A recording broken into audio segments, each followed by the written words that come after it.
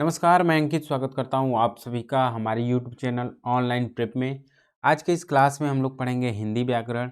जो आज का हमारा टॉपिक होगा वचन, यानी जिसे अंग्रेजी में नंबर भी कहते हैं।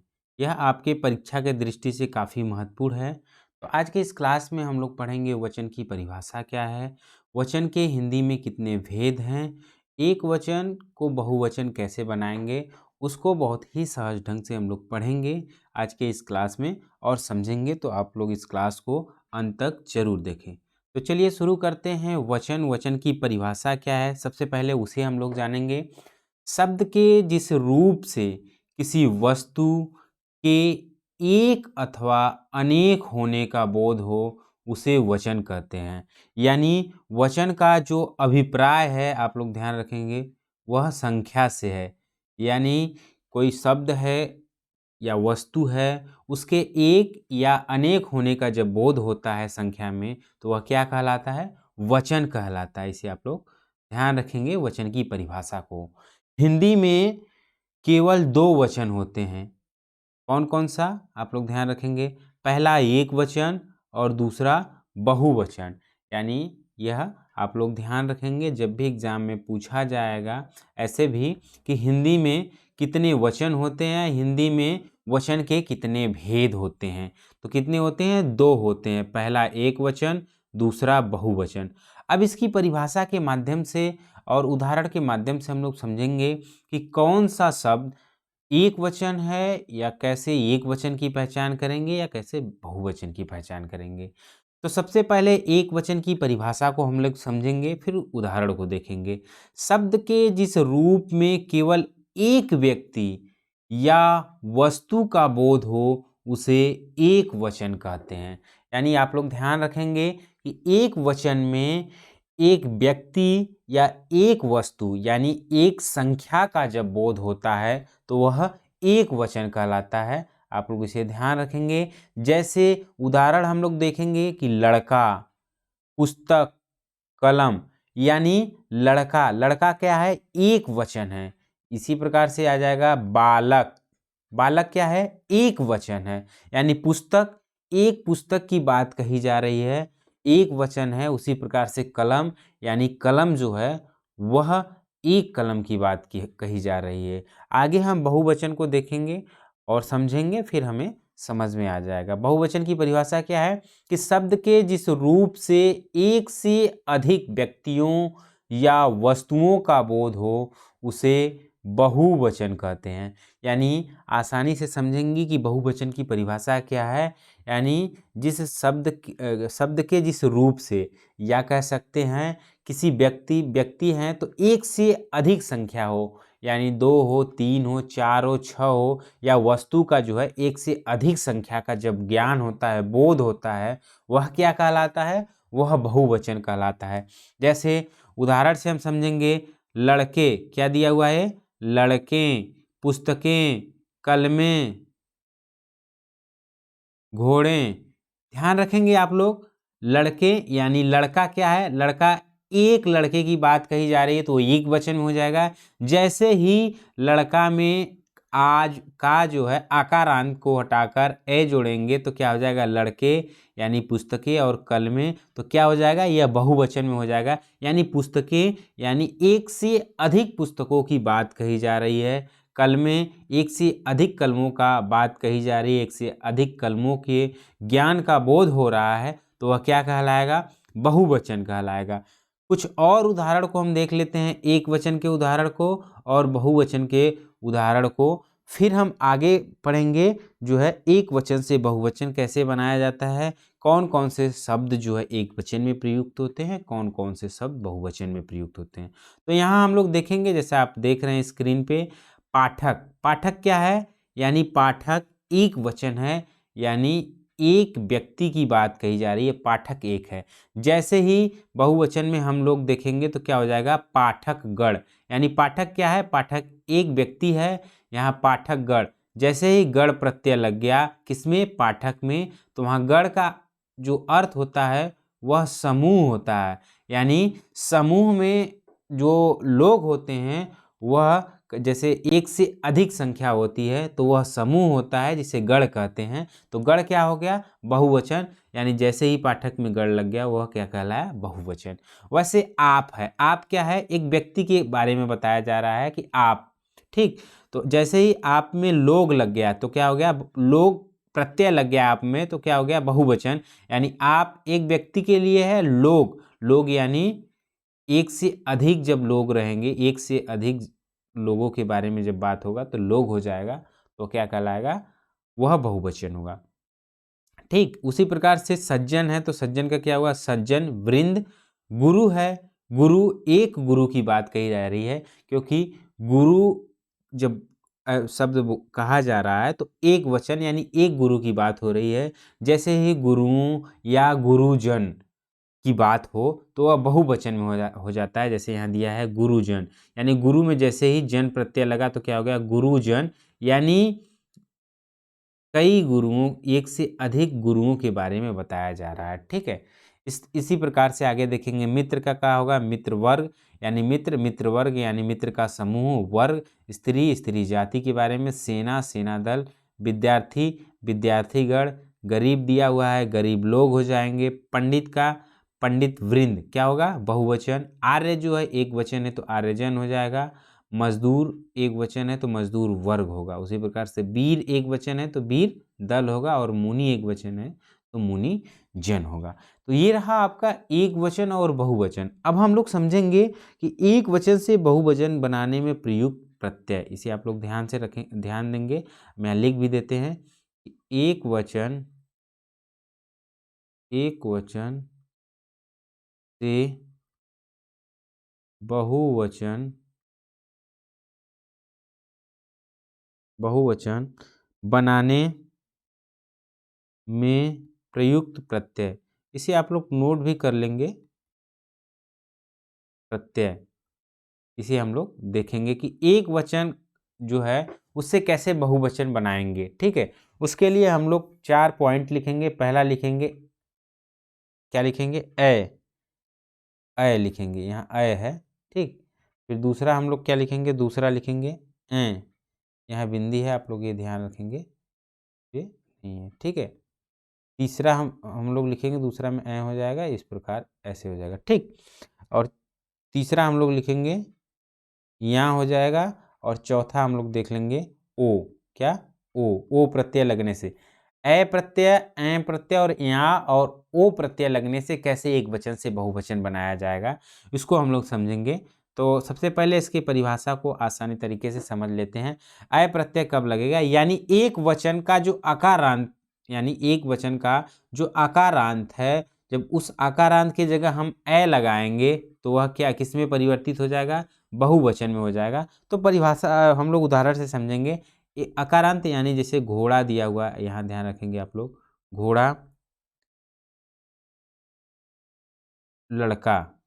यहाँ ध्यान रखेंगे कि घोड़ा क्या है? घोड़ा एक वचन यानी एक घोड़े की बात कही जा रही है। उसी प्रकार लड़का यानी एक लड़के की बात कही जा रही है। तो घोड़ा और लड़का क्या है? यह एक वचन में। हमने परिभाषा कहा कि एक वचन का जो अकारांत है, यानी घोड़ा में ड़ा, यहाँ आ लगा हुआ है, ये अकारांत है। जब इसके जगह हम कुछ प्रयुक्त जो प्रत्यय हैं, जैसे ए प्रत्यय प्रयोग करेंगे तो क्या हो जाएगा? बहुवचन में हो जाएगा। जैसे घोड़े, क्या हो जाएगा? घोड़े। उसी प्रकार से लड़का क्या हो जाएगा? लड़के।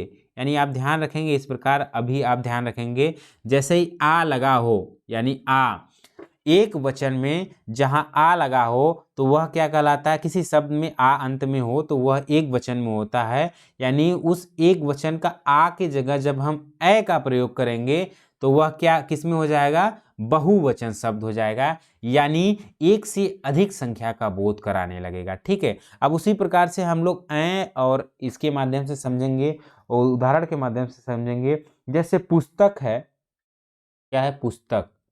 पुस्तक क्या है? पुस्तक एक वचन है, यानी अकारांत, क में क्या है? अकारांत है, अ है, ठीक है। उसके जगह जब हम ए लगाएंगे या ये लगाएंगे तो क्या हो जाएगा?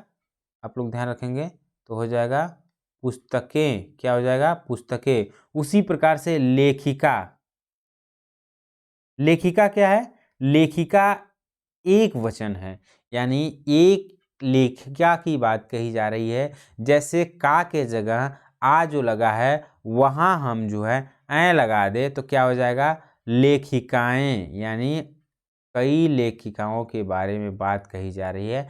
यानी एक से अधिक जब लेखिका हो तो उसे लेखिका नहीं लेखिकाएं कहते हैं, यानी वह बहुवचन में प्रयुक्त होगा। ठीक है, उसी प्रकार हम लोग यहाँ दिया हुआ है, यहाँ का उदाहरण हम लोग समझेंगे, फिर ओ के उदाहरण से हम लोग समझेंगे। यहाँ यानी पहले एक वचन के उदाहरण को हम लोग लिख लेते हैं यहाँ पर, जैसे नदी।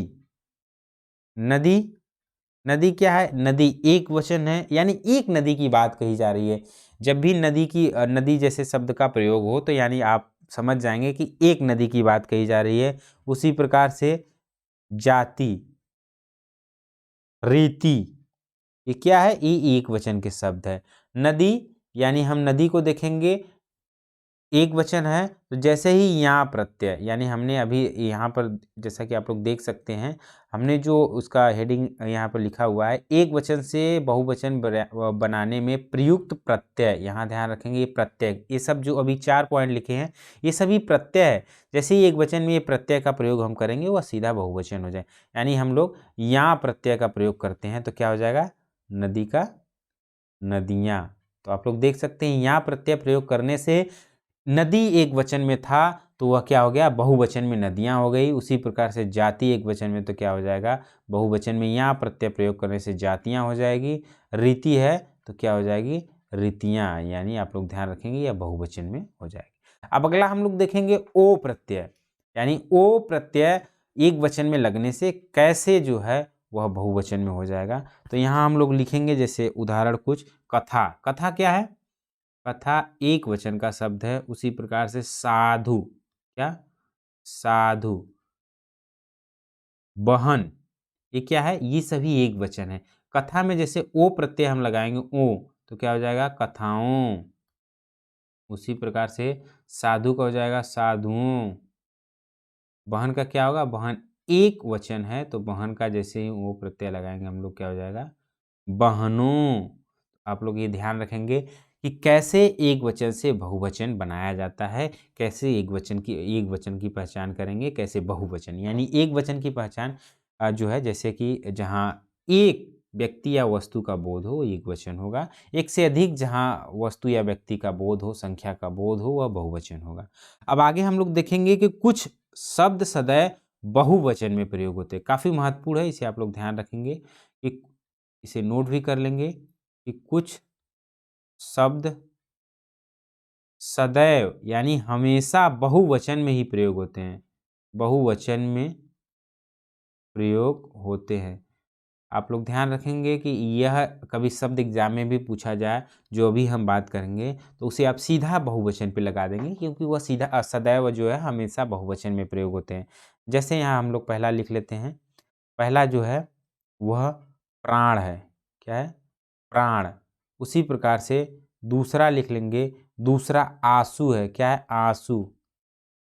आंसू, मेरे आँख से आंसू निकलने लगे, यानी आंसू निकलने लगे, यानी आंसुओं नहीं कहेंगे, आंसू खुद में ही बहुवचन है, प्राण भी बहुवचन है। उसी प्रकार से तीसरा हस्ताक्षर हो जाएगा, क्या हो जाएगा, हस्ताक्षर। और चौथा आपका बाल हो जाएगा, क्या हो जाएगा, बाल, यानी बाल। जब भी आप बाल की बात करेंगे तो एक बाल नहीं पूरे बाल की बात करेंगे, यानी बाल भी आपका क्या होगा, प्राण, आंसू, हस्ताक्षर और बाल जो है यह सब जो है सदैव बहुवचन में प्रयुक्त होते हैं। तो इसे आप लोग ध्यान रखेंगे, जब भी परीक्षा में आएगा तो सीधे आप बहुवचन पे टिक कर देंगे। ठीक है, आगे हम देख लेते हैं कि कुछ आदरणीय या सम्मान के लिए भी बहुवचन में शब्द प्रयोग किए जाते हैं, इसे भी आप ध्यान रखेंगे। इसमें कुछ ऐसे शब्द हैं जो आदरणीय के लिए भी प्रयोग होते हैं, आदर करने के लिए या सम्मान के लिए जो प्रयोग होते हैं वो भी सदैव क्या होते हैं, बहुवचन में प्रयुक्त होते हैं। तो इसे आप लोग ध्यान रखेंगे, वह भी सदैव बहुवचन होते हैं। जैसे पिताजी आ रहे हैं, कभी कभी ऐसे भी पूछ दिया जाता है आपके एग्जाम में, और वाक्य भी होता है शब्दों के साथ, पिताजी आ रहे हैं। पिताजी यानी पिता के बाद जो जी लगा हुआ है, यह आदर करने के लिए, पिता का आदर करने के लिए, पिता का सम्मान करने के लिए जी का प्रयोग यानी पिताजी आ रहे हैं। तो ऐसे वाक्य जहाँ आदर या सम्मान की बात हो तो वह वाक्य जो है क्या कहलाता है, वह बहुवचन कहलाता है। या पिताजी के कभी ऐसे दिया होता है वाक्य देके, ऐसे पिताजी के नीचे इस तरीके का रेखा होती है जिसे पूछा जाता है कि पिताजी क्या मतलब एक वचन या बहुवचन, तो पिताजी क्या कहलाएंगे, क्योंकि आदर किया जा रहा है तो वह बहुवचन में होंगे। दूसरा एक और देख लेते हैं, जैसे तुलसी श्रेष्ठ है। क्या? तुलसी श्रेष्ठ है, यानी तुलसी क्या है, वह श्रेष्ठ है। श्रेष्ठ क्या है, तुलसी के सम्मान के लिए, तो यानी यह भी जो वाक्य होगा यह बहुवचन में प्रयुक्त होगा। ठीक है, अगला हम देख लेते हैं, और जैसे देख लेते हैं कि अनेक, ये भी काफ़ी महत्वपूर्ण है। जिस वाक्य में अनेक शब्द का प्रयोग हो या अनेक का ही प्रयोग हो, तो अनेक शब्द भी जो है वह बहुवचन होता है। क्या होता है? बहुवचन जो है सदैव वही बहुवचन होता है। क्या? हमेशा बहुवचन में प्रयुक्त होता है। क्योंकि आप लोग ध्यान रखेंगे कि बगीचे में अनेकों वृक्ष है। जैसे एक हमने उदाहरण ले लिया कि बगीचे में अनेकों वृक्ष हैं। तो यहाँ ध्यान रखेंगे आप लोग कि बगीचे में अनेकों वृक्ष हैं, यानी अनेकों जो हमने यहाँ शब्द का प्रयोग किया यह गलत है। कैसे गलत है? क्योंकि अनेकों नहीं होता है बहुवचन में, अनेक होता है। जो अनेक शब्द है यह खुद में ही क्या है, बहुवचन है। तो यहाँ क्या प्रयोग होगा? अनेक का प्रयोग होगा। तो आप लोग ध्यान रखेंगे किसी वाक्य में या सीधे शब्द भी पूछा जाए, चार में से कि अनेक भी आए, पूछा जाए कि इनमें से कौन सा शब्द बहुवचन है, या पूछा जाए कि अनेक क्या है, एक वचन या बहुवचन, तो अनेक सदैव बहुवचन में प्रयुक्त होता है। तो इसे आप लोग ध्यान रखेंगे। अब और हम देख लेते हैं यहाँ पर कि कौन कुछ ऐसे या कुछ कौन से शब्द हैं जो सदैव एक वचन में प्रयोग होते हैं। क्या? सदैव एक वचन में प्रयोग होते हैं। कुछ शब्द हैं सदैव जो एक वचन में प्रयोग होते हैं। क्या? एक वचन में प्रयोग होते हैं। वह कौन कौन सा शब्द है उसे हम लोग देख लेते हैं। जैसे माल, दूसरा